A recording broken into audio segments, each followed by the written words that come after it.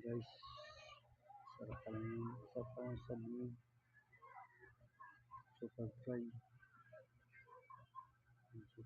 siya, ang sarap pa mga piraso yan, kung piraso yan harbor yung apat na hold up yung apat na mapag-vlog mga guys kasi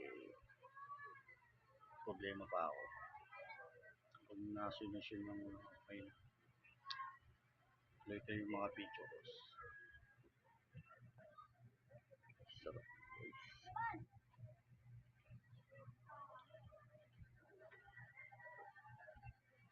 Hindi ako kompleto kapag wala sila.